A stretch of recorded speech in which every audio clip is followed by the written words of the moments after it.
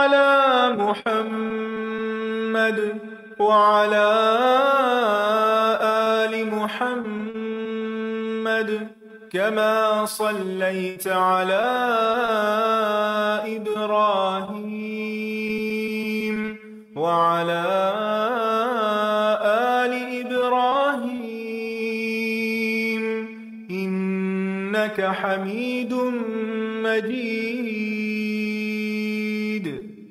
اللهم بارك على محمد وعلى آل محمد كما باركت على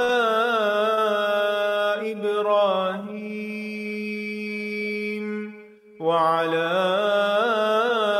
آل إبراهيم إنك حميد مجيد.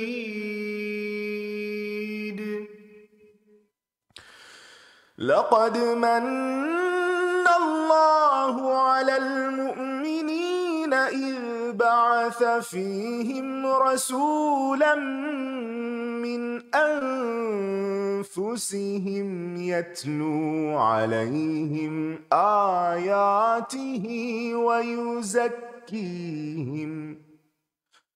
ويزكيهم ويعلمهم الكتاب والحكمة وإن كانوا من قبل لفي ضلال مبين.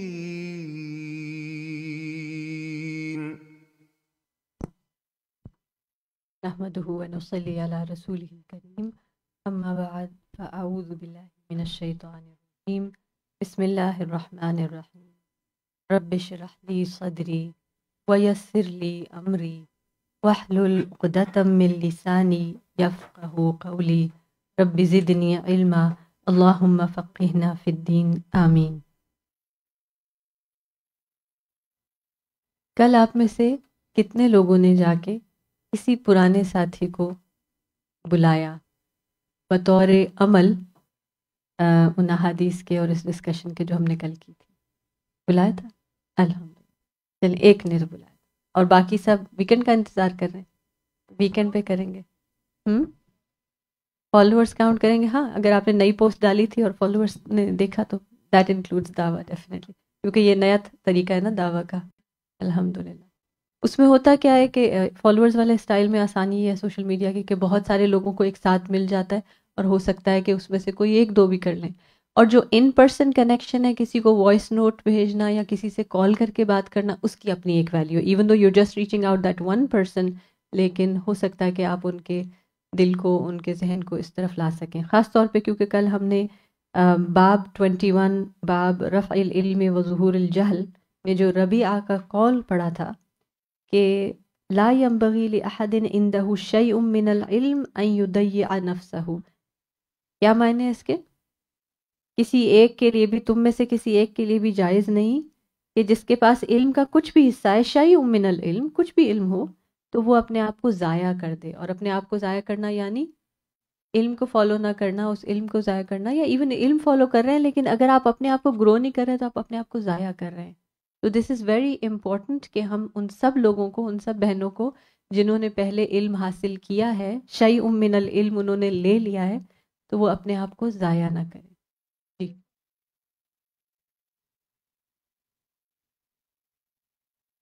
مائک لے لیجیے آن لائن سسٹر کو تاکہ پتہ چلے کہ آپ کیا کہہ رہے ہیں. جی جو آپ ابھی بات کریں کہ آپ کو جو ملے ہو آپ اسے ضائع نہ کریں، آگے کنٹینیو کریں. اس سے پہلے ہماری حدیث کی کلاس میں متواتر حدیث پہ سر بات کر رہے تھے. متواتر means a group of people جنہوں نے نبی کریم صلی اللہ علیہ وسلم سے سنا اور آگے کنٹینیو کیا. وہ ہے ہی نہیں ہے ایک پرسن دین دوسرا، but many people must have listened heard, continue نہیں کیا. And we don't have that. So this is very deep کہ جو ہم یہاں سے سنیں ایٹ لیسٹ ایک بندے کو ضرور. اب ہم یہاں بتائیں سب 20 پیپل ہیں تو ایٹ لیسٹ 20 پیپل تک ضرور بات جانی چاہیے. جی اسی لیے میں نے آج کلاس کی سٹارٹ میں یہ بات چھیڑی ہے تاکہ ہم سب یو ڈو فیل گڈ. آپ اس کلاس میں بیٹھے ہیں، اچھا سیکھ رہے ہیں، اچھا فیل کر رہے ہیں، لیکن اگر جا کے عمل ایکشن آگے نہیں لیں گے نا تو اس میں نقصان ہو جائے گا، کیونکہ آپ already you are a small group. آپ سوچیں کتنے لوگ ہیں یہاں میں سے Sauga, Brampton, G T A drivable area میں کتنے کم لوگ ہیں جو اس وقت یہاں آئے ہیں. اب اگر یہ سب کے سب انشاءاللہ کریں گے نا تو پھر بھی خیر بہت ملٹیپلائی، اگر ان میں سے بھی کوئی ایک دو ہی کریں گے تو پھر اتنی ہی کم ملٹیپلائی ہوگی نا. تو ہم تو سب یہ دیکھیں نا، نبی صلی اللہ علیہ وسلم کا ورثہ ہے یہ. کبھی خیال آتا ہے، کبھی اس کلاس میں بیٹھ کے سوچا کریں یہ اللہ کے نبی صلی اللہ علیہ وسلم کا ورثہ ہے جو ہمیں مل رہا ہے. ہم ان خوش نصیب، ہم ان چنے ہوئے لوگوں میں سے ہیں جن کے پاس یہ خزانہ آ رہا ہے. تو ہمیں یہ بھی تو لالچ کرنی چاہیے نا کہ ہماری وہ بہنیں بھی جو لے سکتی ہیں آ کے آسانی سے یہ خزانہ، وہ بھی آئیں لیں. ہم ان کو ریمائنڈ کراتے رہیں. لوگوں کے حالات فرق ہوتے ہیں، ہم کسی کے لیے یہ نہیں خدا نخواستہ ججمنٹ نہیں کرتے، لیکن بس ریمائنڈر کی ضرورت ہے. اس لیے کیونکہ ہم سب کسی نہ کسی جگہ پر نا ویک ہو جاتے ہیں، اپنے آپ کو حالات کے دھارے پہ چھوڑ دیتے ہیں کہ نہیں آج کل حالات ابھی فیوریبل نہیں. حالات جو بھی ہیں یہ اپنے آپ کو ضائع نہیں کرنا ہم نے. اچھا، دوسری چیز کل کی حدیث نمبر 79 سے متعلق جو ہم پہلے رب زدنی علما میں بھی آپ پڑھ چکے ہیں، جو نبی صلی اللہ علیہ وسلم نے مثال دی تھی زمین کی، کہ جب بارش آتی ہے تو زمین کے 3 حصے ہیں. تو کون کون سے 3 حصے ہیں؟ عربی کا لفظ بتائیں گے کون سی 3 کیٹیگریز ہیں. سب سے پہلے نقیہ. نقیہ تو ہمیں کیا کرنا ہے؟ ہمیں نقیہ بننے کی کوشش کرنی ہے نا. سب کا گول یہی ہے نا، نقیہ بننا ہے. اچھا، نقیہ کیسے بنتے ہیں؟ صاف اور عمدہ زمین. محنت کی جاتی ہے اس زمین پر. صاف اور عمدہ زمین کیسی ہوتی ہے؟ یعنی زرخیزی اس کے اندر ہوتی ہے، اور زرخیزی ہر ایک میں ہے، لیکن محنت کرنی ہوتی ہے. اگر ایک زمین کو ان اٹینڈڈ چھوڑ دیا جائے تو زرخیز ہونے کے باوجود کیا آتا ہے؟ ہم سب کیا ایکسپیرینس کرتے ہیں سمر میں؟ سارے ویڈز بھر جاتے ہیں. تو آپ کو کیا کرنا ہوتا ہے؟ ویڈز والی زمین پہ تو آپ اچھے اچھے پھولوں والے پھلوں والے پودے نہیں لگا سکتے، تو آپ کو اس کو کلین کرنا ہے. تو دس از واٹ از ریکوائرڈ. اور نقیہ کلین ہونا، کلیننگ پروسیس آسان ہے نہیں. تو کیا آپ تیار ہیں اس بات کے لیے کہ آپ کو بھی تھوڑا سا کچھ کلین؟ ویسے تو الحمدللہ کلاس روم میں بیٹھ کے بہت کلینزنگ ہوتی ہے، سوچوں کی ہوتی ہے، لیکن ٹو ایکسپیرئنس کلاس روم سے باہر جا کے کبھی کہیں کوئی تھوڑا بہت ایویلیویشن ہو جائے. اچھا، آپ پریزنٹ کریں، آپ حدیث پڑھ کے بتائیں اور آپ کو فیڈ بیک دیا جائے کہ آپ نے یہاں یہ کیا تھا. نہیں، وہ میں ایسے پڑھ رہی تھی بھول گئی، آج گلاسز نہیں تھے، آج یہ نہیں تھا. یہ نقیہ کا پروسیس ہوتا ہے کہ آپ کو فیڈ بیک دیا جائے اور آپ پھر اپنے آپ کو آہستہ آہستہ آہستہ کلینز کریں، ہے نا. ٹھیک ہے. اور دوسرا ٹرم کیا ہے حدیث میں؟ زمین کے جو 3 ٹائپس آف لینڈ ہم نے دیکھی، اس میں پہلی ٹائپ نقیہ، دوسری اجادب. ہاں، یہی میں چیک کری تھی کہ آپ لوگوں نے انڈر لائن کیا، نمبر کیا یعنی، کیونکہ اگر وہ صرف وہ ورڈز انڈر لائن کر لیں، یا اگر آپ لوگوں نے ساری ہائی لائٹ کر لی حدیث، تو صرف ان ورڈز کے اوپر 1 2 3 لکھ لیں. 1 از نقیہ، 2 از اجادب، اور 3 قیان. ٹھیک ہے. تو قیان تو اللہ ہم میں سے کسی کو نہ بنائے. قیان کی کیا کوالٹی ہے؟ چٹیل میدان، نہ خود جذب کرتے ہیں نہ لوگوں کے لیے فائدے کے ہوتے ہیں. کا مطلب جیسے آئے ویسے ہی گئے. تو ہمیں ایسا نہیں بننا. اور اجادب کے جو جمع کر لیتے ہیں. اچھا، علم کے لحاظ سے اجادب کی کیا ڈسکرپشن ہم نے سنی تھی؟ یہ کون سا شخص ہوتا ہے؟ یہ کیسے پانی جمع کرتا ہے؟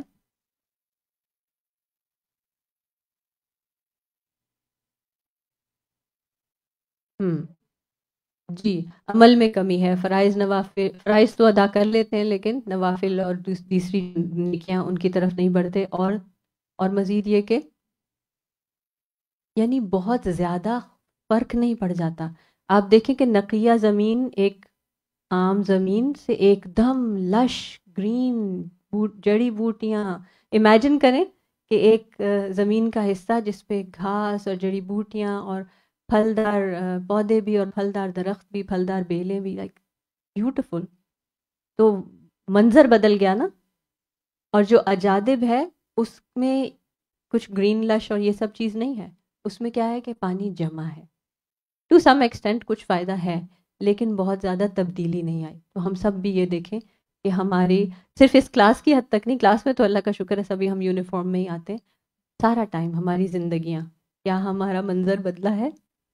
کیا ہم گفت و شنید میں صرف ہمیں، اور میں یہ صرف لباس اور یونیفارم اور ان چیزوں کی بات نہیں کر رہی، منظر اوور آل، ہمارے اخلاق، ہمارے فیشل ایکسپریشنز، وہ جو ہر وقت تیوریاں چڑھی رہتی تھیں وہ بدلی ہیں یا نہیں، ہے نا؟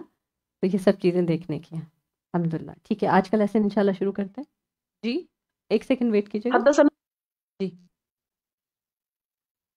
جی جی یعنی وہ 3 طرح کے پتھر، ان کا تھوڑا ڈفرینٹ ہے، لیکن اوور آل ہمیں یہ پتہ چلتا ہے کہ 3 کی کیٹیگری آ رہی ہے لوگوں کے رسپانس میں. اللہ تعالیٰ ہمیں بہترین نقیہ والا بنائے، اور اس کے لیے مسلسل محنت کرتی رہنی پڑتی ہے. صرف ایسا نہیں ہوتا کہ سم ونز جسٹ بورن نقیہ، آپ کہیں نہیں یہ تو کوئی ہوتا ہے جو ایسا ہو جاتا ہے. اللہ تعالیٰ ہمیں سب لوگوں کے فائدے کا کر دے، اور سب سے پہلے پھر ہم اپنا فائدہ بھی کرنے والے انشاءاللہ. جی شروع کریں گے. حدثنا موسى بن اسماعيل قال حدثنا وهيب قال حدثنا هشام عن فاطمة عن اسماء قالت اتيت عائشة وهي تصلي. حضرت اسماء کہتی ہیں کہ میں حضرت عائشہ کے پاس آئی جبکہ وہ نماز پڑھ رہی. حضرت اسماء جیسا کہ آپ کو معلوم ہے کہ حضرت عائشہ کی بہن تھی، 100 سال کی عمر میں فوت ہوئی، ایک دانت نہیں ٹوٹا، نگاہ خراب نہیں ہوئی، بالکل صحت مند حالت میں تھی. یہ اللہ تعالیٰ کی خاص رحمت اور برکت ہوتی ہے کچھ لوگوں پر، اور شاید یہ اس کی برکت ہو کہ جس طرح انہوں نے حضور صلی اللہ علیہ وسلم کو ہجرت کے موقع پر ان کا ساتھ دیا تھا اور ان کی مدد کی تھی، اور وقتاً فوقتاً بھی آپ کے پاس حاضر ہوتی رہتی تھی. تو بہرحال کہتی ہے کہ حضرت اسماء آتی ہیں، اتیت عائشہ وہی تصلی، حضرت عائشہ کے پاس آتی ہیں اور وہ نماز پڑھ رہی تھی. فقلت ما شأن الناس، میں نے کہا لوگوں کو کیا ہوا؟ فاشارت الی السماء، تو انہوں نے آسمان کی طرف اشارہ کیا. فاذا الناس قیام، تو لوگ بھی قیام کر رہے تھے، نماز پڑھ رہے تھے. فقالت، تو کہنے لگی سبحان اللہ. قلت آیۃ، تو میں نے کہا کہ ایک نشانی ہے. فاشارت برأسها، تو سر کے ساتھ اشارہ کیا. یہ اصل میں تو امام بخاری حدیث لا رہے ہیں کہ سر کے اشارے سے بھی بات بتائی جا سکتی ہے. فاشارت برأسها اے نعم، اپنے سر کے اشارے سے کہتی ہیں کہ ہاں ایک نشانی ہے. اور یہ نشانی کیا تھی؟ سورج گرہن تھا. فقمت حتى علاني الغشي، تو وہ کہتی ہیں کہ میں نے بھی قیام کیا، یعنی نماز پڑھنے لگی، حتیٰ یہاں تک کہ علانی غالب آ گئی مجھ پر، الغشی و غشی یعنی میں بے ہوش ہو گئی. ہو سکتا ہے کہ ہجوم کی وجہ سے یا سخت گرمی کی وجہ سے یا کوئی اور وجہ سے. فجعلت اصب على رأس الماء، تو میں اپنے سر پر پانی ڈالنے لگی. یعنی جب وہ سر چکرا رہا ہوگا اور غشی کی کیفیت آ رہی ہوگی تو پھر میں اپنے سر پہ پانی ڈالنے لگی. اور اسی اثناء میں آپ صلی اللہ علیہ وسلم نے خطبہ بیان کرنا شروع کیا. فحمد اللہ، انہوں نے اللہ کی حمد و ثنا کی، عز و جل، یعنی کس نے کی؟ النبی صلی اللہ علیہ وسلم.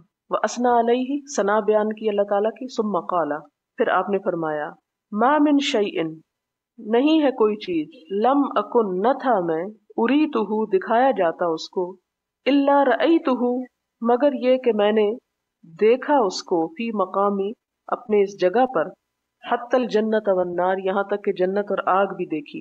فاوحی الی، اور میری طرف وحی کی گئی ہے، انکم، کہ تم، تفتنون، تم آزمائے جاؤ گے، پوچھے جاؤ گے، فی قبورکم، اپنی قبروں میں، یعنی قبر کا سوال ہوگا، مثلا، مانند، او قریباً، یا قریب ہی. یعنی حضرت فاطمہ کو یاد نہیں کہ اسماء نے کون سا کلمہ کہا. لا ادری ای ذالک، قالت اسماء، من فتنۃ المسیح الدجال، یعنی مسیح دجال کے فتنے کی طرح، یعنی مثل فتنۃ المسیح الدجال ہے. کس طرح آزمائے جاؤ گے؟ وہ آزمائش کیسی ہوگی قبر کے اندر؟ جیسے لوگوں کی آزمائش ہوگی مسیح الدجال کے فتنے سے، او قریباً، یا اس کے قریب، یعنی قبر کا پوچھ گچھ کوئی آسان مرحلہ نہیں ہوگا، بڑا سخت مرحلہ ہوگا. اور وہ کیا ہوگا؟ اس بات پہ انسان کی بڑی سخت آزمائش ہو جائے گی. یقال ما علمک، جب اس سے پوچھا جائے گا کہ کیا ہے علم تیرا، بہذا الرجل، اس رجل یعنی حضور صلی اللہ علیہ وسلم کے بارے میں. یہ تو آپ کو معلوم ہے نا قبر میں سوال کیا ہوں گے، من ربک، ما دینک، اور اگلا سوال ما علمک بہذا الرجل، کہ حضور صلی اللہ علیہ وسلم کے بارے میں تمہارا علم کیا تھا؟ کتنا بڑا سوال ہے، ان کے بارے میں کیا جانتے؟ تو بعض روایت میں تھا کہ شاید وہ شبیہ دکھائی جائے گی یا کوئی ایسی علامت سامنے لائی جائے گی کہ جس سے لوگ آپ کو پہچان سکے. میرا تو اس بات کو پڑھ کے دل ہول جاتا ہے، میرے پورے جسم کے رونگٹے کھڑے ہو جاتے. کس بات پر؟ کہ واقعی کیا میں اس بات کے لیے تیار ہوں قبر میں کہ بتا سکوں کہ میرا کیا علم ہے یا میں کتنا جانتی ہوں آپ صلی اللہ علیہ وسلم کے بارے میں. کیا جانتی ہوں، کتنا جانتی ہوں، کیا نسبت ہے مجھے، کیا تعلق ہے مجھے آپ صلی اللہ علیہ وسلم سے.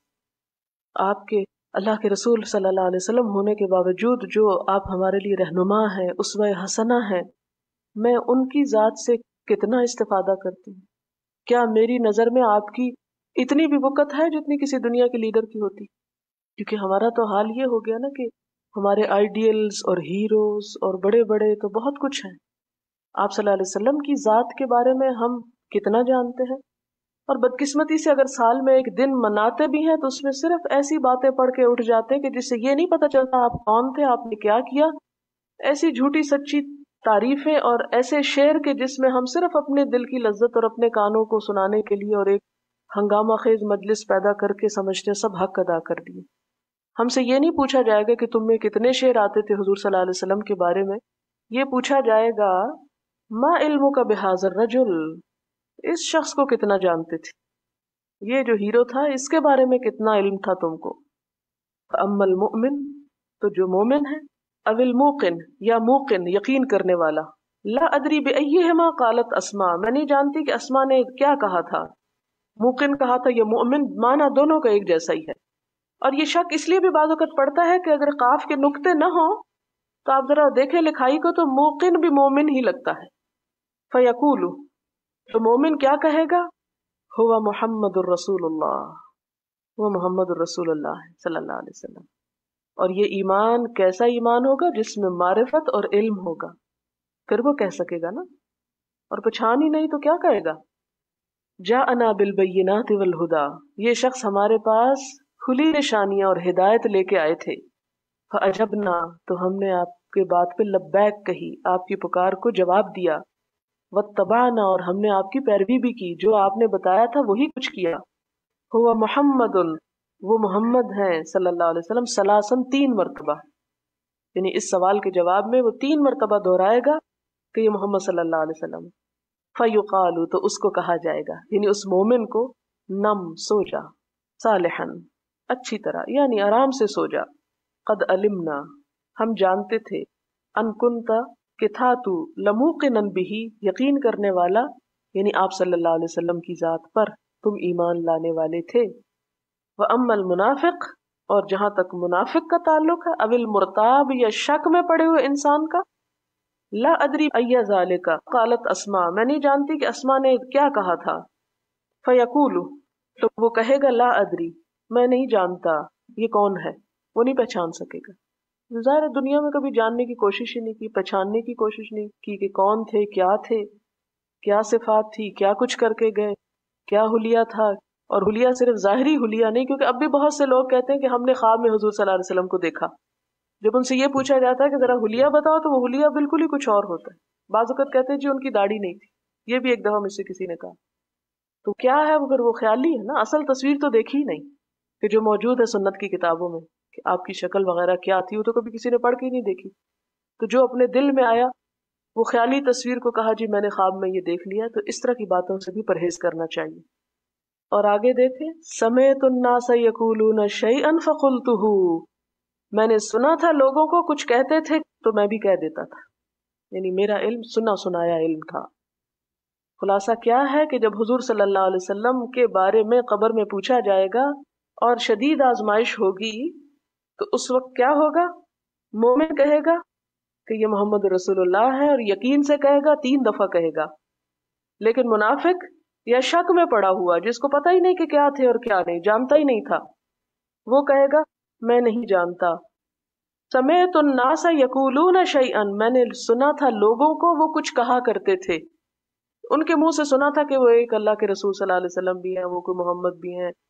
اور آپ اگر جا کے صرف آج اپنے بچوں سے پوچھیں، اور آپ میں سے ہر ایک پوچھے جو بچے کم از کم 10 سال کی عمر کو ہو گئے ہیں، جو آپ کے ہاتھ کے نیچے ہیں، جو آپ کی ذمہ داری ہیں، ان سے جا کے آج ایک سوال ضرور پوچھیں اپنی نسل سے، مجھے بتاؤ حضور صلی اللہ علیہ وسلم کون تھے، اور ذرا جواب نوٹ کرے، پھر پتہ چلے گا کہ ہم کہاں کھڑے ہیں. کیونکہ میں نے پرسنلی یہ سروے ایک دفعہ کیا تھا، کچھ بچوں سے پوچھا تھا، تو کسی نے کہا وہ بکریاں چراتے تھے، وہ خیمے میں رہتے تھے، وہ یعنی ایسی بھیانک تصویریں ہیں بچوں کے ذہن میں کہ ان کو واقعی نہیں پتا کہ اللہ کے رسول صلی اللہ علیہ وسلم کون تھے. کیونکہ ہماری اسلامیات کی کتابوں میں جو نقشہ کھینچا جاتا ہے یا جس قسم کی باتیں کی جاتی ہیں اس سے تصویر واضح نہیں ہوتی. اور آپ صلی اللہ علیہ وسلم صرف کوئی ایک بت نہیں تھے کہ جس کے فیچرز ہم ایکسپلین کر دیں کہ ناک ایسا تھا، کان ایسے تھے. یہ نہیں ہم سے پوچھا جائے گا.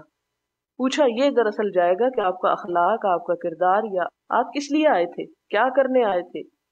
یعنی ان کی وہ شناخت، یعنی وہ محمد الرسول اللہ تھے. کیونکہ اہل ایمان کیا کہیں گے؟ فَيَقُولُ هُوَ محمد الرسول اللہ.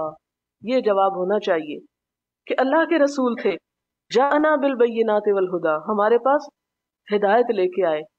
تو پھر اس کو سوچے گا نا انسان، اس ہدایت کے ساتھ معاملہ کیا کیا تھا ہم نے، کتنا وقت اس کو دیا تھا، کتنی اس پہ تڑپ اور کتنی توجہ تھی ہماری. اور دوسری چیزوں کے بارے میں ہم تو اپنے بچوں کو وہ گیمز لا کے دیتے، وہ گیس ہو، بے شمار دنیا کے وہ جین پیٹر وغیرہ کی تصویریں ہوتی ہیں، اس پہ بچے خوب ایکسپرٹ ہو جاتے ہیں ایک دوسرے کو بتانا. لیکن اللہ کے رسول صلی اللہ علیہ وسلم کیا تھے وہ ہم کو کچھ پتہ نہیں. اگلا ہے باب تحریض النبی صلی اللہ علیہ وسلم، نبی صلی اللہ علیہ وسلم کا ابھارنا، ترغیب دینا، وفد عبد القیس کے وفد کو، علی ان یحفظ الایمان، کہ وہ یاد کر لیں ایمان کو، والعلم، اور علم کو، ویخبروا، اور خبر دیں، من وراءہم، جو ان کے پیچھے ہوں، یعنی اپنی قوم کو واپس جا کے بتائیں بھی. وقال مالک ابن الحویرث، اور مالک ابن الحویرث نے کہا، قال لنا النبی صلی اللہ علیہ وسلم، کہ ہم سے نبی صلی اللہ علیہ وسلم نے فرمایا تھا، ارجعوا الی اہلیکم فعلموہم، جاؤ، واپس جاؤ اپنے گھر والوں کے پاس اور ان کو بھی سکھاؤ. یعنی یہ اس باب میں بتایا کیا جا رہا ہے کہ جب سیکھ چکو تو گھروں کو لوٹ جاؤ اور جا کے ان کو بھی سکھاؤ. اور کہاں سے شروع کرو؟ گھر والوں سے شروع کرو. کیوں؟ تاکہ امت مسلمہ میں نبی صلی اللہ علیہ وسلم کی یہ وراثت منتقل ہوتی رہے. اگر اس کو تقسیم نہیں کریں گے اور ایک ہی شخص کے نام پہ رہ جائے گی تو اس شخص کے ساتھ ہی وہ بھی پھر ختم ہو جائے گی. اور اس میں انہوں نے استدلال کس سے کیا؟ امام بخاری نے وفد عبد القیس سے، کہ جو سیکھنے کے لیے آئے تھے اور آپ نے ان کو سکھایا، اور سکھا کے کیا فرمایا؟ یا انہوں نے یہ نہیں کہا اللہ کے رسول صلی اللہ علیہ وسلم ہمیں آپ سے بڑی محبت ہے، ہم آپ کو چھوڑ کے نہیں جا سکتے، ہم تو یہیں بیٹھیں گے. نہیں، کیا کہا؟ اب تم سیکھ چکے ہو، اب جاؤ اور دوسروں کو سکھاؤ. حدثنا محمد بن بشار قال حدثنا غندر قال حدثنا شعبة عن ابي جمرة قال كنت اترجم بين ابن عباس وبين الناس. ابو جمرہ کہتے ہیں کہ میں ابن عباس اور لوگوں کے درمیان ترجمہ کر رہا تھا. ابو جمرہ کے پیچھے بھی آپ نے بات پڑھی کہ حضرت ابن عباس نے ان کو کچھ عرصہ اپنے پاس روکا تھا.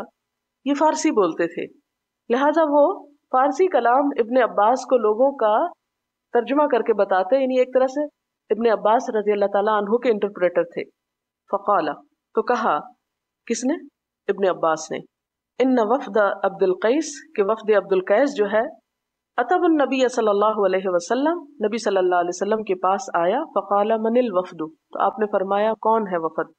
یہ چونکہ حدیث آپ پڑھ چکے اس لیے میں اینڈ تک صرف عربی عبارت پڑھوں گی. جن لوگوں کو عربی عبارت نہ آتی وہ اپنی اردو دیکھ لیں.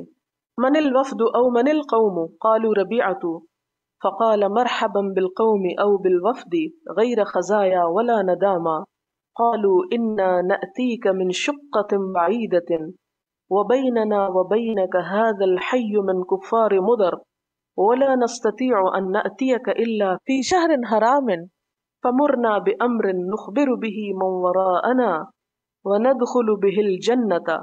فأمرهم بأربع ونهاهم عن أربع. أمرهم بالإيمان بالله عز وجل وحده. قال هل تدرون ما الإيمان بالله وحده؟ قالوا الله ورسوله أعلم. قال شهادة أن لا إله إلا الله وأن محمد رسول الله وإقام الصلاة وإيتاء الزكاة وصوم رمضان وتعطوا الخمس من المغنم ونهاهم عن الدباء والحنتم والمزفة. قال شعبة ربما قال النقير وربما قال المقیر. قال احفظوه. آپ صلی اللہ علیہ وسلم نے یہ باتیں سکھا کے فرمایا ان کی حفاظت کرو، یعنی ان کو یاد کر لو. وَأَخْبِرُوا بِهِ، اور ان کے بارے میں خبر دو، مَنْ وَرَاءَكُمْ، جو تم سے پیچھے ہیں، یعنی اپنی قوم کو. باب الرحلة فی المسألة النازلة. باب الرحلہ سفر، فی المسألة ایک مسئلے کے بارے میں، النازلة جو نازل ہو گیا، یعنی کوئی مسئلہ جب پیش آئے تو اس کو حل کرنے کے لیے سفر تک بھی کرنے کی اجازت ہے یا کرنا چاہیے، کیونکہ ایک مسلمان کو اپنا وقت، اپنی زندگی، اپنا مال بیکار کاموں میں نہیں گنوانا چاہیے. لیکن مثلاً اگر کسی شخص کو کوئی مسئلہ پیش آ جاتا ہے اور اس کے لیے وہ ایک ٹکٹ خرید کے دوسرے شہر میں جاتا ہے یا ٹیلی فون کال کے پیسے ادا کرتا ہے مثال کے طور پہ، تو کیا اس کا یہ پیسہ ضائع تو نہیں، یا اس کی یہ ایفرٹ ضائع تو نہیں؟ کیا اس کے لیے ایک جگہ سے اگر جواب نہیں ملتا تو دوسری جگہ جانا چاہیے؟ تو اس کی دلیل ہے کہ ہاں یہ ایفرٹ ضروری ہے، کرنی چاہیے. حدثنا محمد بن مقاتل قال اخبرنا عبد الله قال اخبرنا عمر بن سعید بن ابی حسین قال حدثني عبد الله بن ابی ملیکۃ عن عقبۃ بن الحارث انه تزوج ابنة لابی اہاب بن عزیز، کہ عقبہ بن حارث نے تزوجہ شادی کی، ابنتن بیٹی سے، لابی اہاب ابو اہاب کی بیٹی سے. فاتته امرأۃ، تو آئی اس کے پاس شادی کے بعد ایک عورت. فقالت، تو کہنے لگی، انی بے شک میں نے، قد ارضعت میں نے دودھ پلایا ہے، عقبۃ عقبہ کو، واللتی تزوج بہا اور اس لڑکی کو بھی دودھ پلایا ہے جس سے اس نے شادی کر رکھی ہے.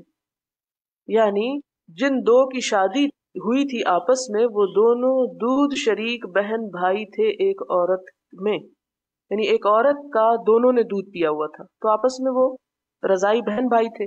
فقال لها عقبہ، تو عقبہ نے اس کو کہا، ما اعلم میں نہیں جانتا، انک ارضعتنی کہ تو نے مجھے دودھ پلایا ہے.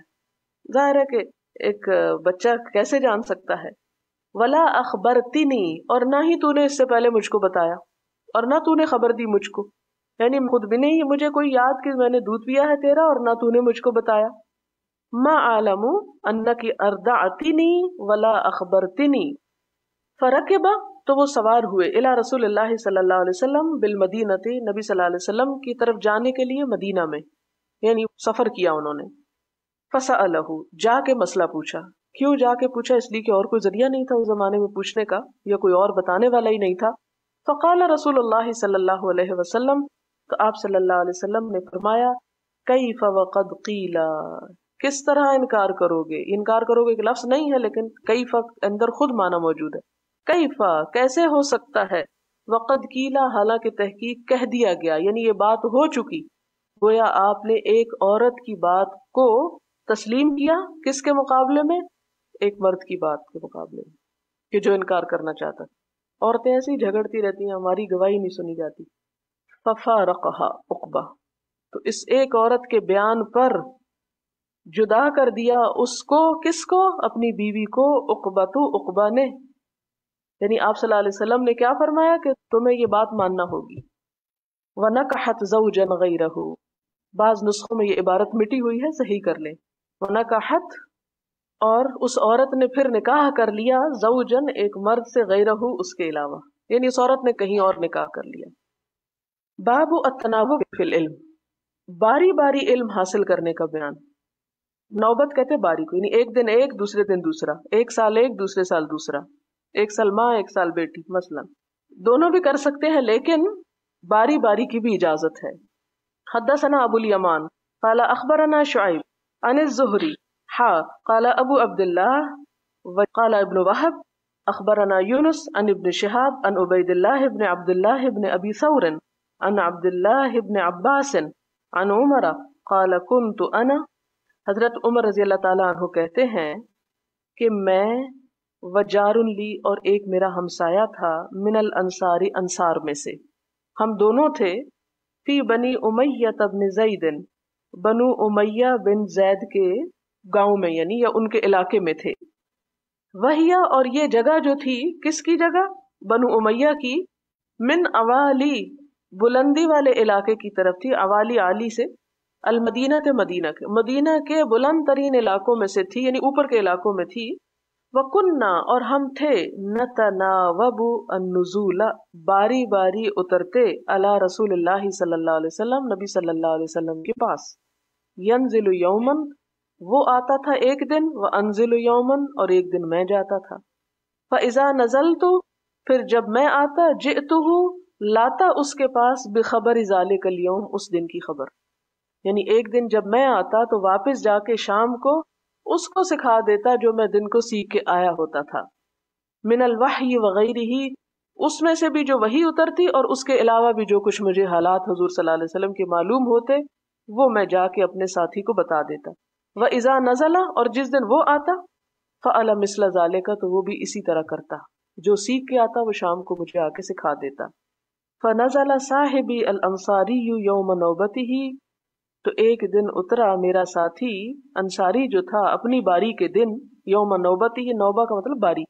ایک دن جب وہ حضور صلی اللہ علیہ وسلم کے پاس آیا اپنی باری کے دن فضرب بابی دربن شدیدن تو واپس آ کے دربا کھٹکھٹایا بابی میرا دروازہ دربن شدیدن شدید قسم کا کھٹکھٹانا. فقالا تو کہنے لگا کیا سما یہاں ہے ہوا وہ یعنی عمر بن خطاب اندر ہے مراد یہ ہے. ففزعت تو میں گھبرا گیا کبھی اتنی زور سے کیا ہو گیا دروازہ کیوں پٹ گیا. فخرجت الیہ تو میں اس کی طرف نکلا. فقال تو اس نے کہا قد حدث امر عظیم پیش آ گیا ایک بڑا واقعہ. تو کہتے میں گھبرا گیا کہ یہ نہیں پوچھا کہ کیا واقعہ، تو نے فکر ہوئی اپنی بیٹی کی. فدخلت علی حفصہ تو میں داخل ہوا حفصہ پر یعنی حفصہ کے گھر گیا. حضرت حفصہ حضرت عمر کی بیٹی تھی جو حضور صلی اللہ علیہ وسلم کی اہلیہ تھی. فاذا ہی تبکی تو میں نے دیکھا کہ وہ رو رہی ہیں. فقلت تو میں نے کہا اطلقکن رسول اللہ صلی اللہ علیہ وسلم کیا طلاق دے دی ہے تم سب کو حضور صلی اللہ علیہ وسلم نے، یعنی اس لیے رو رہی ہو، اتنی بڑی کیا بات پیش آ گئی کہ جس نے تم کو رلا دیا، حضور کی بیوی ہو پھر بھی روتی ہو، عورتوں کی رونے کی عادت جو ہوتی ہے.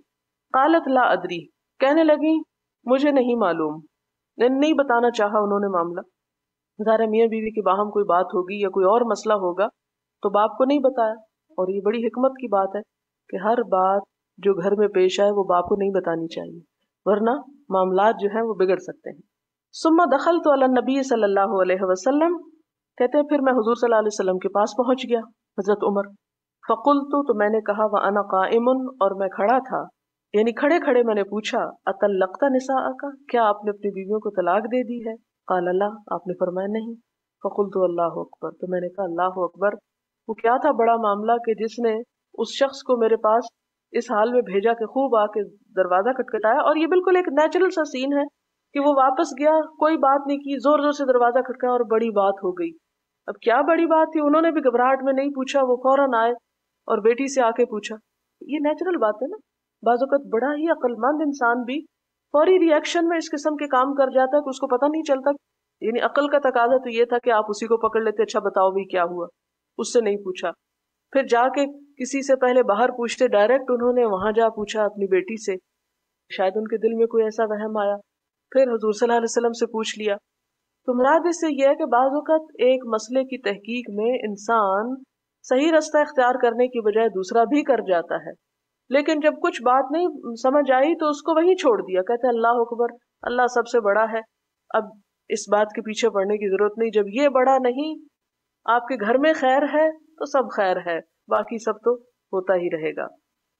اچھا، اس میں جو بات یہ پتہ چلتی ہے کہ باری باری علم حاصل کرنے کے لیے نکلنا یہ خاص طور پر مدینہ کے ابتدائی دور کا واقعہ ہے کہ جب مہاجرین مکہ سے مدینہ آئے، کوئی کمانے کا ذریعہ نہیں تھا، کوئی ابھی حالات ان کے نہیں تھے، نہ اپنے گھر بار تھے، تو یہ نہیں کر سکتے تھے کہ جو مکہ سے آئے آپ کے ساتھ وہ تو سارا وقت آپ کے ارد گرد بیٹھے رہے اور سیکھتے رہے، اور انصار نے جو یہ کرم کیا کہ اپنے گھر بار دے دیے، وہی کام کرتے رہے، وہی تجارت کرتے رہے. تو اس لیے اس فوری ایک ایمرجنسی کی کیفیت کو نبٹنے کے لیے کیا کیا گیا کہ مہاجرین نے مختلف گھروں میں پناہ لی، لیکن پناہ لے کر ان گھروں کا حق بھی ادا کیا، ان میں اپنا مال اور اپنی ایفرٹ سب کچھ لگایا. دیکھیں کہ مکہ میں حضرت عمر کو بہت موقع تھا اور بہت حضور صلی اللہ علیہ وسلم کے ساتھ رہے، لیکن مدینہ میں آ کے حالات کے بدلنے پر انہوں نے کیا کیا کہ اپنا وہ حق کچھ کم کر کے انصار کو بھی دیا. یعنی انہوں نے اگر ایثار کیا تو صحابہ کرام نے بھی ایثار کیا، ورنہ کون تھا جو حضور کی مجلس چھوڑ کے اٹھنا چاہتا ہوگا یا کہیں اور جانا چاہتا ہوگا. لیکن اس کا یہ مطلب نہیں کہ چلو اب حضور صلی اللہ علیہ وسلم کے پاس ایک دن نہیں جا سکتے تو پھر ہمارا کیا قصور ہے اور ہمیں کام کرنے ہیں اور ہماری چھٹی ہو گئی. نہیں، انہوں نے علم حاصل کرنے کا کام پھر بھی جاری رکھا، اور وہ کیا ہوتا تھا، شام کو بیٹھ کے ایک دوسرے سے ڈسکس کر لیا کرتے تھے. لیکن ساتھ ہی میں نے آپ کو بتایا کہ کچھ ایسے صحابہ کرام بھی تھے کہ جو اصحاب صفہ میں سے تھے، وہ نہ گھر جاتے تھے نہ کہیں اور، وہ مسلسل آپ صلی اللہ علیہ وسلم کے پاس بیٹھ کے پڑھا کرتے تھے. جو کچھ آپ فرماتے اس کو نوٹ کر لیتے، جب آپ چلے جاتے تو آپس میں ایک دوسرے کو احادیث یاد کر کے سنایا کرتے تھے، جس کی وجہ سے یہ ذخیرہ ہم تک پہنچا ہے. اور حضرت ابو ہریرہ جیسے لوگ بھی تھے جن کا آپ کو کل بتایا میں نے. سوال ہے آج کے سبق میں دو لفظوں کے لفظی معنی وضاحت کر دیں. لن تزال آپ نے بتایا ہمیشہ باقی رہے گی، لیکن لن کا مطلب تو ہرگز نہیں ہے. بات درست ہے آپ کی، لن کا مطلب ہرگز نہیں، اور اگلے لفظ کا مطلب ہے تزالہ. ازالہ یزولو سے ٹلنا، زوال ہونا، یعنی زوال نہیں ہوگا، مراد ہے ہمیشہ باقی رہے گا. میں ایک ایک لفظ کو بہت اچھی طرح کھول سکتی ہوں، لیکن وقت کی کمی کے باعث میں کچھ چیزوں کو جان بوجھ کے اوور لک کر رہی ہوں کہ جو لوگ قرآن پڑھ چکے ہیں ان کے یہ مسائل شاید نہ ہوں، اور جو پڑھنے والے ہیں انشاءاللہ وہ تھوڑا صبر کر لیں تو آئندہ یہ مسائل حل ہو جائیں گے. کیونکہ اگر میں بہت اس لیول پہ بات کرتی رہی تو یہ آپ پھر ختم نہیں کر سکیں گے. ایک حدیث پڑھی تھی جس میں آپ نے فرمایا تھا کہ میں تقسیم کرنے والا ہوں اور اللہ تعالیٰ عطا کرنے والا ہے. کیا ہر بھلائی کی ہر چیز اور ہمارا رزق بھی آپ کے ہاتھوں سے تقسیم ہوتی ہے؟ نہیں، ایسی کوئی بات ہمیں نہیں ملتی. صرف علم کے بارے میں اور علم ہدایت کے بارے میں یہ بات آئی ہے، اور اس کو اسی کانٹیکسٹ میں استعمال کرنا چاہیے. اس قسم کی اس سے استدلال نہیں لینے چاہیے کہ اب مثال کے طور پر آج صبح جو میں نے کھانا کھایا یا ناشتہ کیا وہ مجھے حضور صلی اللہ علیہ وسلم کی طرف سے ملا، یہ پھر شرک میں آ جاتا ہے. کیا قاسم نام رکھنا درست ہے؟ جی بالکل درست ہے. ابو القاسم نہیں رکھ سکتے، اگر نام محمد ہو تو کنیت ابو القاسم، دونوں ساتھ ساتھ نہیں رکھ سکتے. حضرت خضر کے قصے میں یہ ذکر آتا ہے کہ موسیٰ علیہ السلام کی خادم، یہاں پر انہوں نے ترجمہ خادم کیا ہے، جبکہ اصل ترجمہ جو ہے فتح کا خادم نہیں ہوتا، نوجوان ساتھی ہوتا ہے. اس لیے وہاں پر اپنی کتاب میں اس کی تصحیح کر لیں. شاید میں نے بھی اس کو خادم کے طور پہ بولا ہے ایک آدھ دفعہ، خادم نہیں ہونا چاہیے، فتح. لیکن یہاں پر اصل بات یہ ہے کہ یوشع بن نون نے ان سے کہا کہ تم دیکھتے ہو کہ میں مچھلی کا قصہ بھول گیا اور شیطان نے مجھ کو بھلا دیا. تو یہ شیطان کا خاص طور پر مینشن کرنے کی وجہ کیا ہے؟ آپ کو یہ شاید معلوم ہو کہ یوشع بن نون جو تھے موسیٰ علیہ السلام کے بعد نبی ہوئے، یعنی پہلے ان کے ساتھی تھے، پھر اس کے بعد ان کی وفات کے بعد ان کو نبوت ملی. انبیاء جو ہوتے ہیں ان کو اللہ تعالیٰ کی طرف سے دی ہوئی بات جو ہے وہ بھولتی نہیں ہے، لیکن انبیاء کے علاوہ جو لوگ ہوتے ہیں وہ بھول جاتے ہیں. اگر انبیاء کوئی چیز بھولیں تو اسے خاص طور پر شیطان کی طرف منسوب کیا جاتا ہے، اور یہ صرف یہاں نہیں بلکہ اور جگہوں پر بھی، کیونکہ شیطان جو ہے زیادہ حملہ آور اس جگہ پر ہوتا ہے جہاں سے اس کو خطرہ زیادہ ہوتا ہے. تو چونکہ انبیاء کی طرف سے لوگوں کو خیر بہت پہنچتی ہے، اس لیے اس کی پوری کوشش ہوتی ہے کہ انبیاء اپنا پیغام نہ پہنچا سکیں. شیطان اس میں کامیاب نہیں ہوتا، لیکن جہاں اللہ کی مشیت کوئی ہوتی ہے وہاں پر یہ ہے کہ وہ بھول بھی سکتے ہیں. اور ایسا حضرت آدم علیہ السلام کے ساتھ ہی ہو گیا، اور آپ کو معلوم ہے کہ انہیں کس نے بھلوایا تھا. آپ سب اب پڑھ چکے ہیں قصہ آدم، وہ بھی کس نے بھلوایا تھا؟ شیطان نے بھلوایا تھا. تو یہ اس میں اللہ کی مشیت ہوتی ہے، لیکن شر کی نسبت عموماً شیطان کی طرف کی جاتی ہے. اس لیے بھی ہلاکت ہو، آپ نے مال خرچ کرنا بتایا. بظاہر تو یوں لگتا ہے کہ ہلاکت اس کا ترجمہ ہونا چاہیے. کسی بھی چیز کی ہلاکت کیا ہوتی ہے؟ اس کو ختم کرنا، اس کو یعنی نکالنا. تو مال کو ہلاک کرنے سے مراد یہ مال خرچ کرنا، یعنی مال کوئی جان تو نہیں جس کو آپ ذبح کریں گے. مال ہلاک کرنا یہ ایک محاورہ ہے، اور اس کا مطلب ہے کہ کھلے دل سے خرچ کرنا. کیونکہ اردو میں بھی بہت سے لفظ ایسے ہیں کہ جن کو آپ دوسری زبان میں جب ٹرانسلیٹ کریں گے تو ان کا مفہوم ہی بتا سکیں گے، لفظی ترجمہ نہیں کر سکیں گے. ایک زبان کو دوسری زبان میں لانا مشکل کام ہوتا ہے. وہ ایک جیسے انگریزی کا محاورہ ہے کہ it's raining cats and dogs, تو اس کا ترجمہ کیا کریں گے آپ؟ بلیوں کتوں کی بارش ہو رہی ہے. حدیث 78 میں انہوں نے پوچھا ہے کہ جابر بن عبداللہ نے ایک حدیث عبداللہ بن انیس سے سننے کے لیے 1 مہینے کا سفر کیا. فٹ نوٹ میں اس کی تشریح ہے. اس حدیث کا ذکر خود امام بخاری نے کتاب التوحید میں کیا ہے. اس کا مطلب کیا ہے؟ یعنی اسی کتاب کی کتاب التوحید میں بھی یہ حدیث آئے گی، اور پھر یہ کہ حدیث نیچے لکھی ہوئی ہے کہ اللہ تعالیٰ قیامت کے دن لوگوں کے بدن ننگے حشر کرے گا، پھر آواز سے ان کو پکارے گا. اس سے کیا مراد ہے اور اس کا اس حدیث سے کیا تعلق ہے؟ تعلق صرف یہی ہے کہ امام بخاری اصل حدیث تو لائے ہیں اس بات کو ثابت کرنے کے لیے کہ علم کے لیے سفر کرنا چاہیے، لیکن وہ حدیث کیا تھی؟ ایک جو سننے کے لیے وہ گئے تھے وہ یہ حدیث تھی. یہ مراد ہے اس سے، اس کا تعلق کچھ یوں ہے. پھر اسی طرح فنہر تو قبل ان نہر، اگر اونٹ کی قربانی ہے تو سورۃ الکوثر میں فصلی لربک ونہر سے کیا عام قربانی مراد ہے یا پسندیدہ اونٹ کی قربانی؟ وہاں اصل میں اونٹ ہی کی قربانی مراد ہے، یعنی اللہ کی راہ میں بڑی سے بڑی قربانی کرو، کیونکہ اونٹ سارے جانوروں سے بڑا ہے. یعنی اگر اس کو مجازی معنی میں لیا جائے تو اس کا معنی یہ ہوگا کہ اونٹ کی قربانی جیسی، یعنی بڑی سے بڑی چیز اللہ کی راہ میں قربان کر دو. ذبح ہوتا ہے بکری وغیرہ کے لیے، لیکن نہر اونٹ ہی کے لیے خاص طور پر آتا ہے. احادیث سے پتہ چلتا ہے کہ قیامت کی نشانیوں میں سے ایک نشانی یہ ہے کہ دین کا علم اٹھ جائے گا. لیکن آج کل تو ہم یہ دیکھتے ہیں کہ لوگ زیادہ سے زیادہ دین سیکھنے کی طرف مائل ہو رہے ہیں. اس کی کیا وجہ ہے؟ یہ زیادہ کہاں ہے؟ آپ کا کیا خیال ہے؟ اس کمرے میں اگر آپ کو چند سو نظر آ رہے ہیں تو یہ زیادہ ہے؟ اگر یہ نسبت نکالیں جو اسلام آباد یا پنڈی کی آبادی ہے، پرسنٹیج نکالیں، مائنس میں چلا جائے گا آپ کا پرسنٹیج.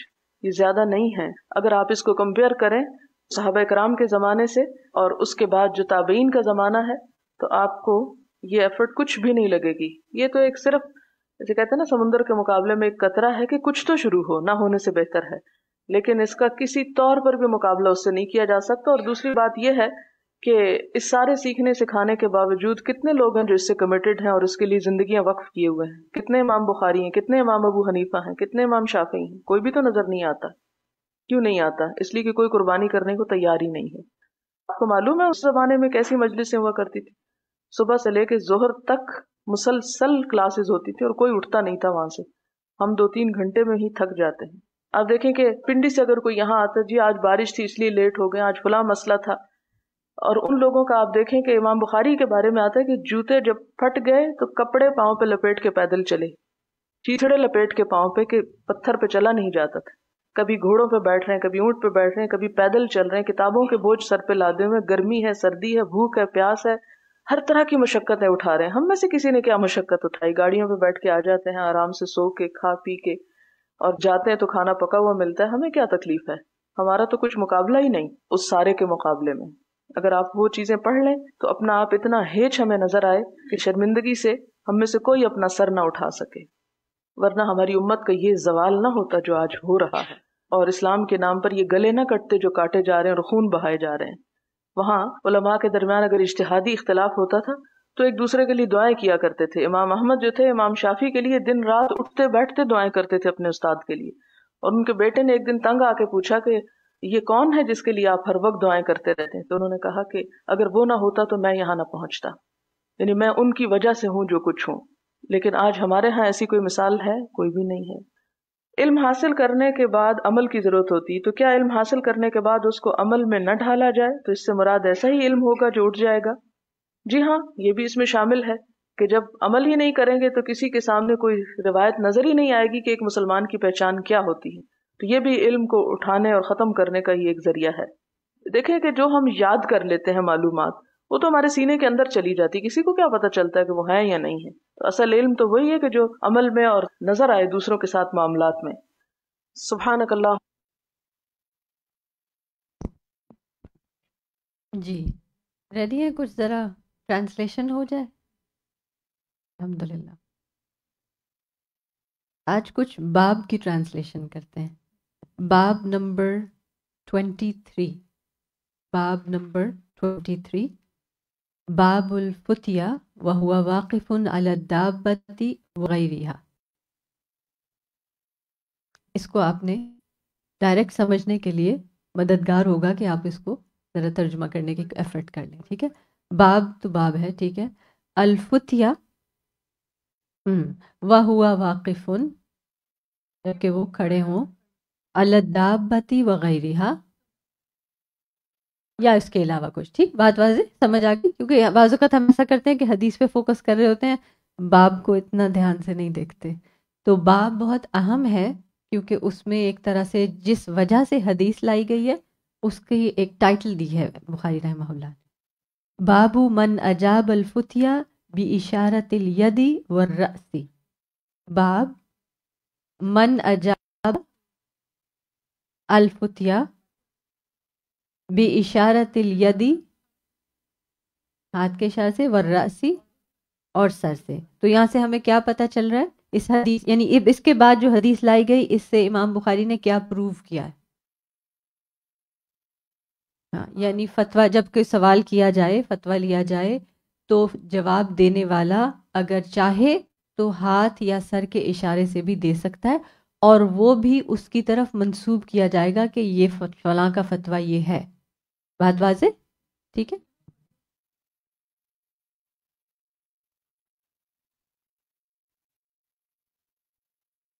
فتویٰ تو اسپیسیفکلی ہوتا ہے کسی ایکچول عملی کام کے لیے جس دین سے ریلیٹڈ ہو، اس کی پرمیسیبلٹی معلوم کرنا فتویٰ ہے نا.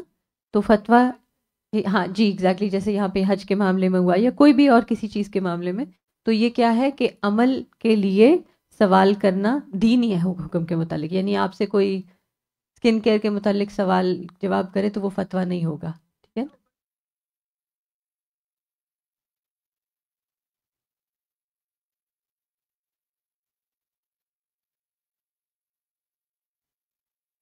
جی، یعنی آج سوچیں کہ آج ہمارے پاس جو علماء، جو اساتذہ موجود ہیں، اگر ہم نے دین کا کوئی سوال ان سے کیا اور انہوں نے سر ہلا دیا ہاں کے طور پہ، تو وہ ان کا ایک طرح سے وہ فتویٰ ہے، اور آپ کوٹ کر سکتے ہیں کہ ہاں میں نے فلاں استاد سے پوچھا اور انہوں نے یہ کہا، ایون دو الفاظ سے انہوں نے نہیں کہا، انہوں نے سر ہلایا، آپ کے الفاظ پر انہوں نے ویلیڈیٹ کیا. ٹھیک ہے، یہ یہاں سے بات آ رہی ہے. سوال ہے کوئی؟ اچھا جی. 86 جی جی جی جی بالکل، یہ نماز میں تھی. یہ کون سی نماز تھی بھلا، یاد ہے؟ سورج گرہن کی تھی نا. جی بالکل، صلاۃ الخسوف تھی. وہ نماز پڑھ رہی تھی اور نماز کے دوران انہوں نے اشارہ کیا آسمان کی طرف. تو یہ ہم نے پڑھا تھا نا فقہ صلاح میں بھی کہ جہاں بہت زیادہ ضرورت ہو، شدید ضرورت پیش آ جائے، تو وہاں آپ اشارتاً کر سکتے ہیں. بالکل، یہ اسماء رضی اللہ عنہا نے پوچھا.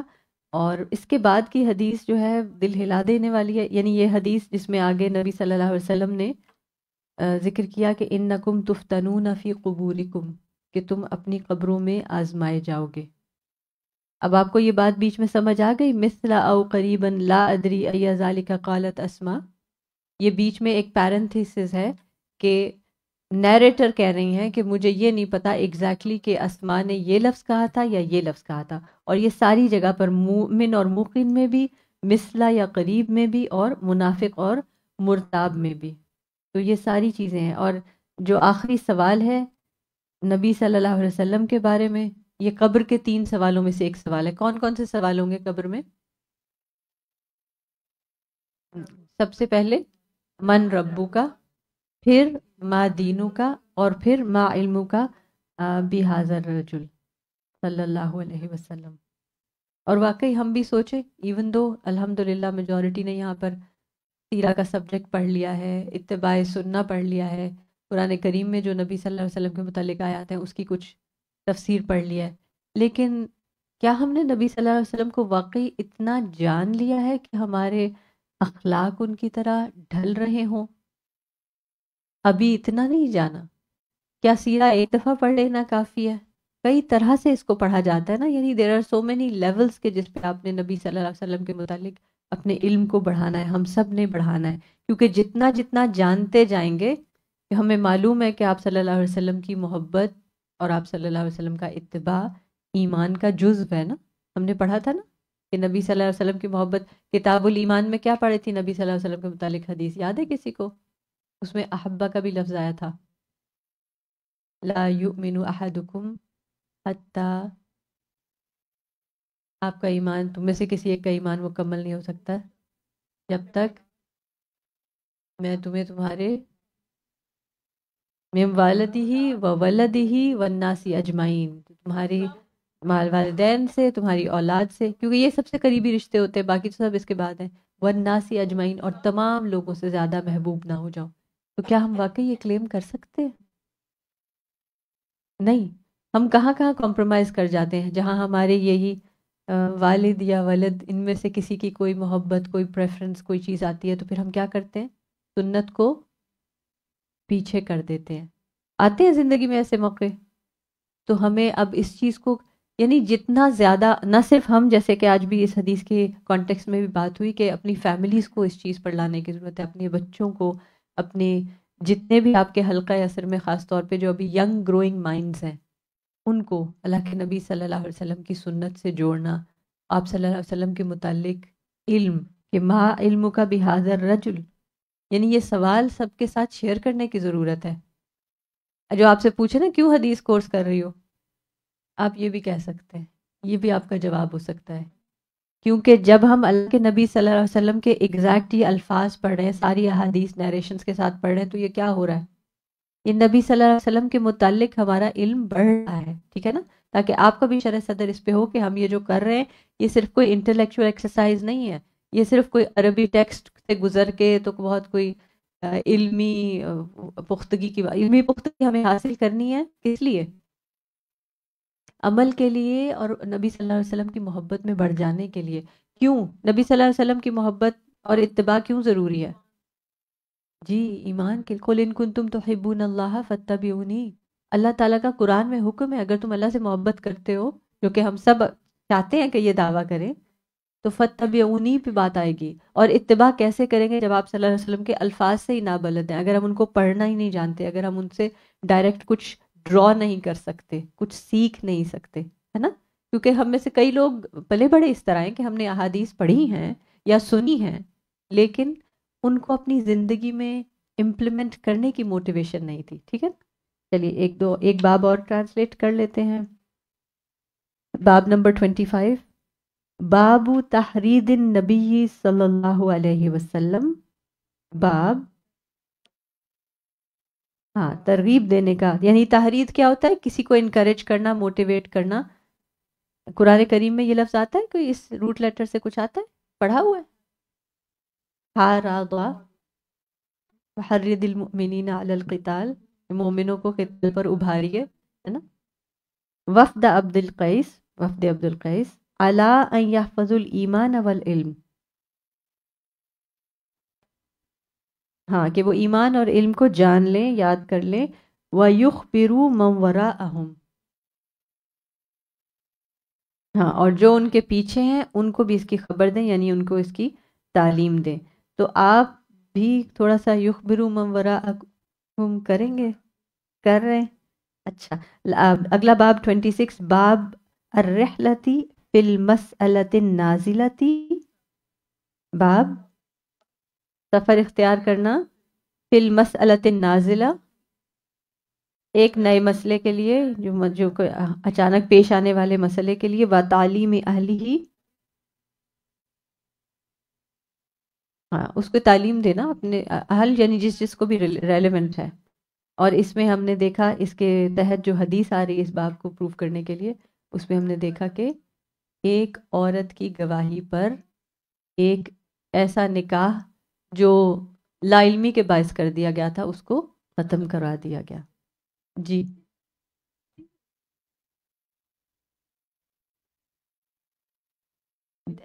نہیں، سفر کرنا تو رحلہ کی ٹرانسلیشن ہے یہ، یعنی لفظی ترجمہ تو نہیں ہے کہ ان میں سفر کرنا آیا تو وہ تعلیم اہلی ہی کا ہو نا.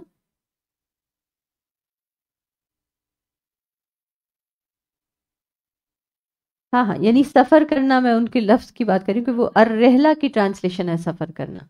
ٹھیک ہے، الرحلتی فی المسألۃ النازلہ، سفر کرنا جب کوئی مسئلہ درپیش ہو. ٹھیک ہے، تعلیم اہلی کو انہوں نے ترجمے میں نہیں کیا، اس لیے آپ کنفیوز ہوئی ہیں. بعض اوقات آپ دیکھیں گے کہ جو ٹرانسلیشن ہے وہ پورے باب ہیڈنگ کی نہیں بھی ہے، بس وہ جہاں پر جی ورڈ ٹو ورڈ بھی نہیں ہے، اور بعض اوقات جیسے یہ حصہ انہوں نے چھوڑ بھی دیا کیونکہ فوکس کرنے کی چیز یہ چیز تھی کہ جب کوئی مسئلہ درپیش ہو تو کیا اس کے لیے سفر کیا جا سکتا ہے یا نہیں. بات واضح؟ اوکے الحمدللہ. ایک حدیث ہم پڑھ لیتے ہیں تاکہ پھر انشاءاللہ اس کے بعد اگر کوئی سوال یا ڈسکشن ہوئی تو بہت اچھی بات ہے، تاکہ ہم ان ٹائم کلاس کنکلوڈ کریں اور آپ لوگوں کو موقع مل جائے تھوڑا سا بریک لینے کا.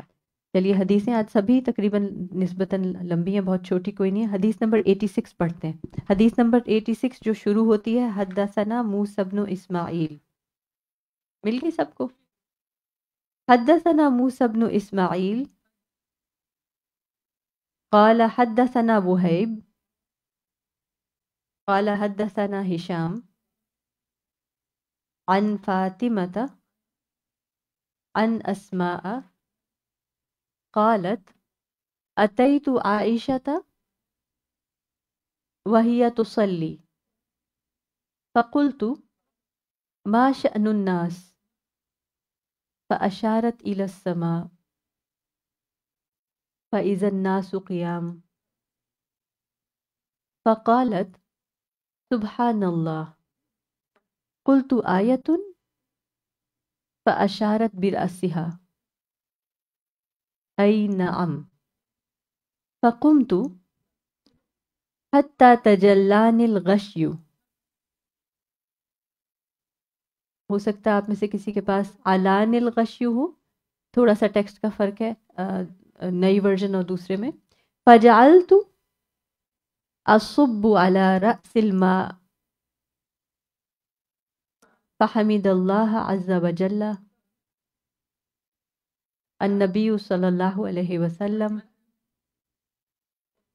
وأثنى عليه ثم قال ما من شيء لم أكن أريته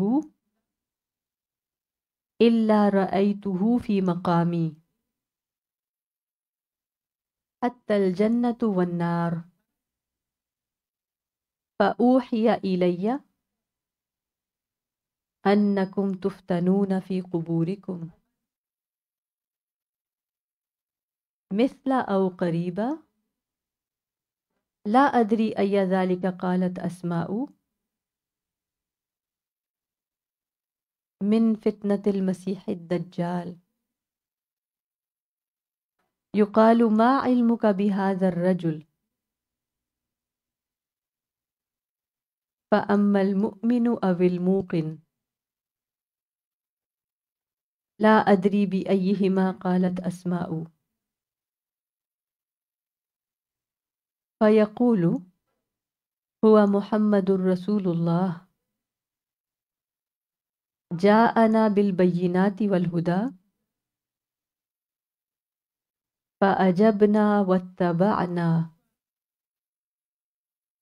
هو محمد ثلاثا فيقال نم صالحا قد علمنا إن كنت لموقنا به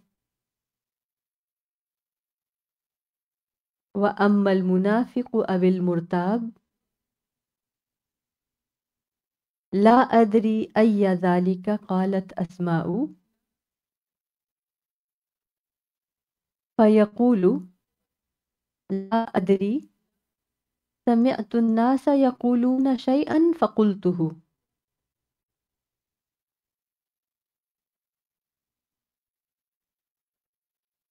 اچھا، آپ میں سے کسی نے کبھی کبھار صرف شوق سے کبھی حدیث لکھی ہے، حدیث کا ایکچوئل ٹیکسٹ لکھنے کی کوشش کی ہے کسی نوٹ بک پہ یا کہیں؟ سوچ رہی تھی کہ ہر کتاب سے ہمیں چند احادیث تو اپنے ہاتھ سے کہیں لکھی لینی چاہیے. تو لمبی حدیث تو انشاءاللہ آپ کو ابھی ابتدا تو لمبی سے نہیں کریں گے. جی عربک ٹیکسٹ ابھی ہم کر سکتے ہیں، ہمارے پاس ٹائم ہے.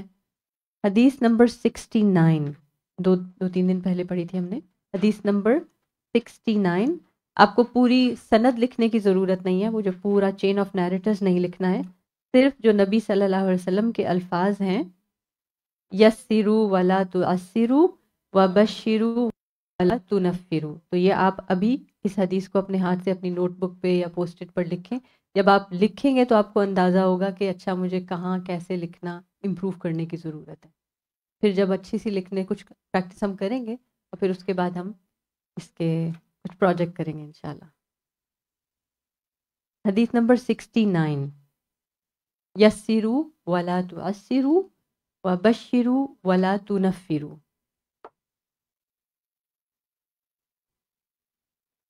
یہ کیونکہ کتاب العلم ہے نا، تو علم قلم کے بغیر پختہ نہیں ہوتا، تو لہٰذا یہ آج ہم پہلی دفعہ اس کو لکھ رہے ہیں. انشاءاللہ آئندہ بھی کچھ حدیث جہاں جہاں موقع ہوگا لکھیں گے، تاکہ نبی صلی اللہ علیہ وسلم کے الفاظ لکھنے کی بھی ایک سعادت حاصل کریں اور علم میں پختگی بھی حاصل کریں. آن لائن سسٹرز آپ بھی لکھیں پلیز. جی جی ابھی لکھیں گے کیونکہ میں آپ کو گھر کے لیے دوں گی تو پھر آدھے لوگ لکھیں گے آدھے نہیں لکھیں گے.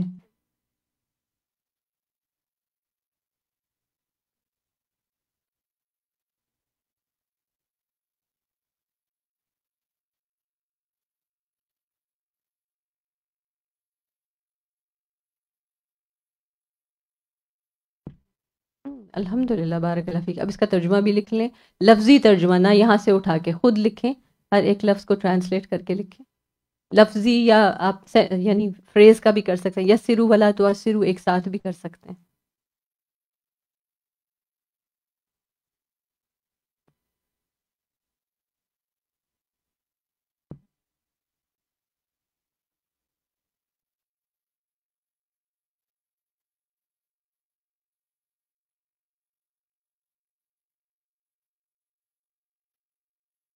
الحمد للہ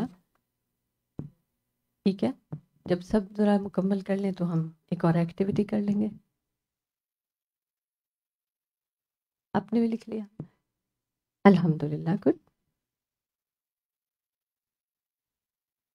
اچھا یہ کتاب جن لوگوں نے لکھ لیا وہ 75 پر آ جائیں. حدیث نمبر 75 جو اللہ کے نبی صلی اللہ علیہ وسلم کی ایک بہت خوبصورت دعا ہے.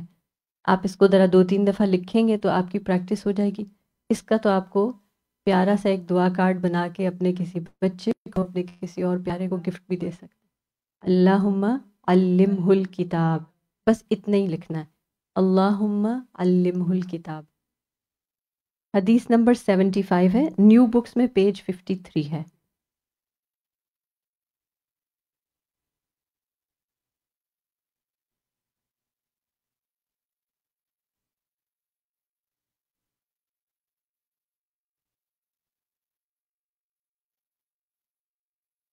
اللہم علمہ الکتاب.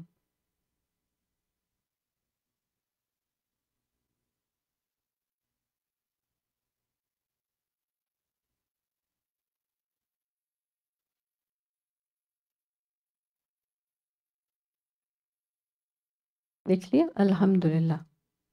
چلیں اب آئیں نیو بکس میں پیج 50, اور جو ادروائز دوسرے ورژنس فالو کر رہے ہیں وہ آپ دیکھیں گے باب نمبر 10 جس میں بہت سی آیات کو ہوئی ہیں, العلم قبل القول والعمل. ٹھیک ہے, باب ڈھونڈ لیا, العلم قبل القول والعمل. اب ہاں یہ پیج 49 پہ ہے لیکن یہ کنٹینیو ہوتا ہے پیج 50 پر نئی بکس میں. اس میں اینڈ میں ہمیں 2 ڈیفینیشنز مل رہی ہیں, 2 ان اے وے اسٹیٹمنٹس مل رہی ہیں کہ ربانی کون ہوتا ہے. کیونکہ آپ اور ہم تعلیم القرآن کر چکے ہیں اور اس میں ہمارا گول کیا تھا, ربانی بننا ہے. تو ربانی کی یہاں پہ ایک بڑی اچھی بڑی کنسائز ڈیفینیشن مل رہی ہے, اس کو بھی الگ کر کے لکھ لینا چاہیے. کون ربانی ہوتا ہے؟ ابن عباس رضی اللہ عنہ نے کیا کہا تھا؟ یہاں پہ الفاظ دیے ہوئے ہیں, علماء, فقہاء, اور جو نئی بکس میں نہیں لکھا ہوا علماء, اس کو بھی آپ آئی ہوپ آپ لوگوں نے ایڈ کر لیا ہوگا, استاذہ نے اس کو ایکسپلینیشن میں بتایا تھا.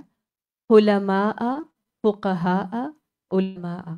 کہ ربانی کون ہوتے ہیں؟ علماء. علماء کون ہوتے ہیں؟ علماء کیا ہے؟ علم سے ہے نا؟ جی جی نہیں, ناٹ ہیوملٹی, یعنی فوربیرنس. حلیم سے ہے نا علماء, کہ وہ لوگ جو حلیم الطبع ہوتے ہیں. حلیم الطبع کیا؟ کہ ہر چیز میں ٹھہراؤ, سکون, صبر بھی اس میں آتا ہے. ٹھہراؤ تو ہے ہی, اس کے ساتھ بردباری بھی ہے. فقہا سمجھ بوجھ رکھنے والے, اور علماء علم رکھنے والے. تو اگر ہمیں ربانی بننا ہے تو علم, انما العلم بالتعلم. اور ایک اسکالر کو میں نے سنا تھا, انہوں نے اس کو مزید لمبا کیا, انہوں نے کہا انما العلم بالتعلم وانما الحلم بالتحلم. کہ علم حاصل کرو گے کیسے؟ سیکھتے سیکھتے سیکھتے. اور حلم حاصل کرو گے کیسے؟ تحلم, علم کی بھی پریکٹس. مثلاً اگزامپل دیں مجھے, علم کی پریکٹس آپ کے ساتھ کلاس میں کیا ہو سکتی ہے؟ علم خاموشی. اوکے ٹھہر جائیں, ٹھہر جائیں، بہت ضروری سوال آ گیا تو بھی اس کو ٹھہر جائیں. اوکے، حلم،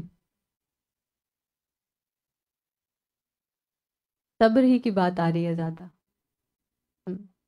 یعنی ایک ہے کہ آپ کی بریک ہوئی اور آپ کو کسی نے بتایا کہ وہ کیفیٹیریا میں تھوڑی سی یہ فلاں چیز رہ گئی ہے، بس دیر سیلنگ آؤٹ، تو ساری چیزیں ادھر ادھر بھاگ گئے بس. اور ایک ہے حلم سے آرام سے جائے، کوئی بات نہیں، میرے نصیب میں ہوگا تو مل جائے گا. رائٹ؟ نہیں، میں نے تو بالکل آبزرو نہیں کیا. ایز اے اسٹوڈنٹ ہم سب اس طرح کی چیزوں میں آتے ہیں نا. اچھا، اور دوسری جو ربانی کی بہت اچھا اس کے متعلق قول ہے ایک طرح سے سمجھنے کے لیے، وہ کیا ہے؟ الربانی الذی یرب الناس بصغار العلم قبل کبارہ. پڑھیں سب مل کر.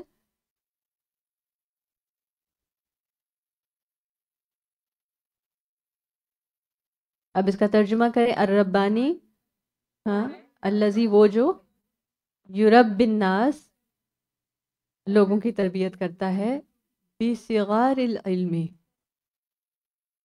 علم میں چھوٹی چھوٹی چیزوں سے، قبل کبارہ بڑی چیزوں سے پہلے. اس کا اگزامپل کیا ہوگا؟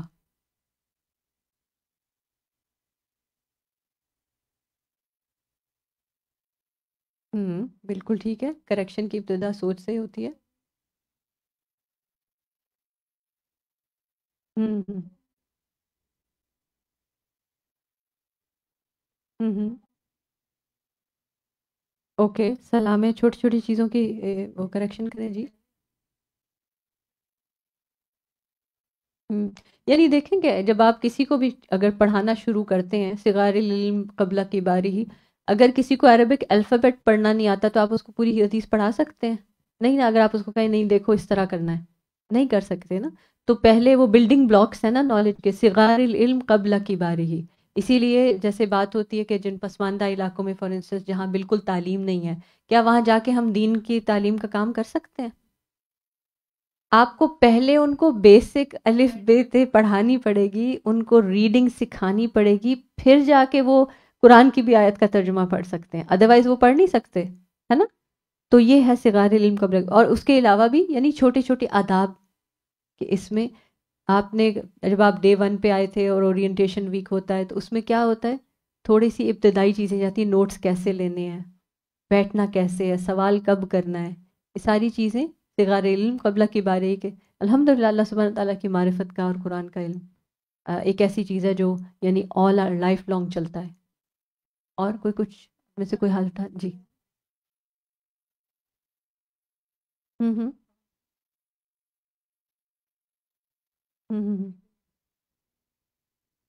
مائک لے لیجیے تاکہ آن لائن بہنیں محسوس نہ کریں.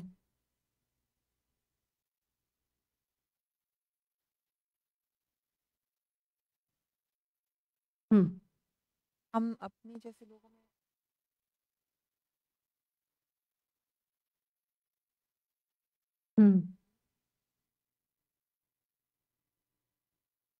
جی. ہوں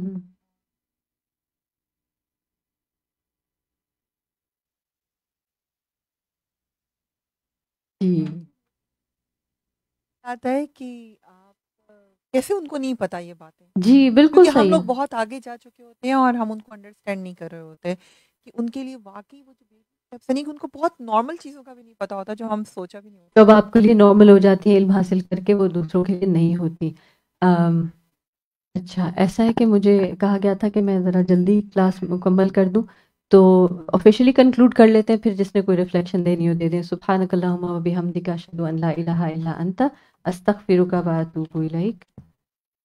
السلام علیکم و رحمۃ اللہ وبرکاتہ. جی اب جو کوئی کچھ کہنا چاہے.